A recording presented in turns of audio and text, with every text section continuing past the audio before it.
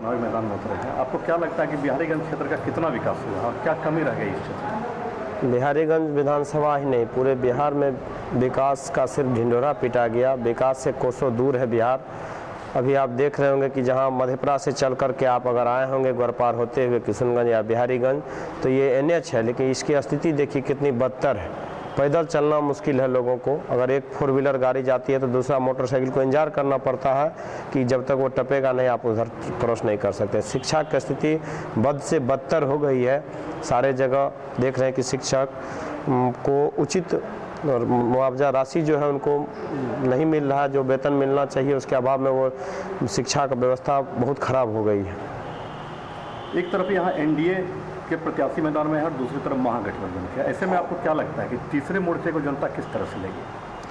तीसरे मोर्चे की बात नहीं है यहाँ पर। ना NDA के जो उम्मीदवार हैं वो आप सभी लोग या बिहारीगंज के विधानसभा की जनता से छुपा हुआ नहीं है। 15 साल तक वो इस सरकार में मंत्री रहे।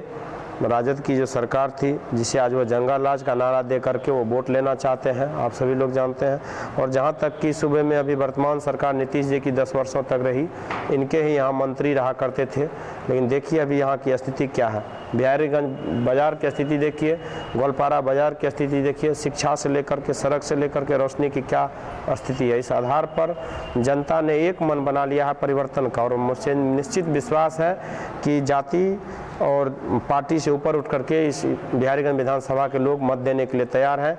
और तीसरे मोर्चे के रूप में मुझे निश्चित पूर्ण उम्मीद है कि मेरी जीत होगी। मेरी जीत आम आवाम की जीत होगी, जमात की जीत होगी। किन मुद्दों के साथ आप चुनावी मैदान में?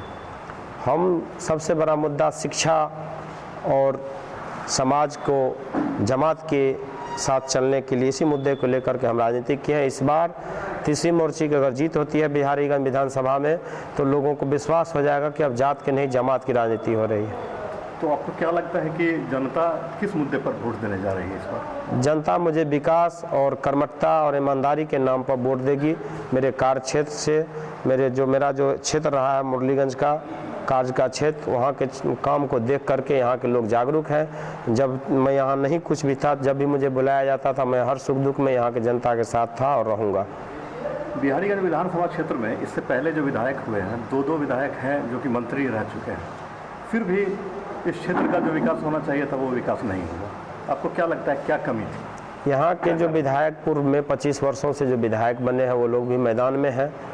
आप सभी लोग जानते होंगे कि वो क्षेत्र में कम और पटना में अधिक अपना समय बिताते थे।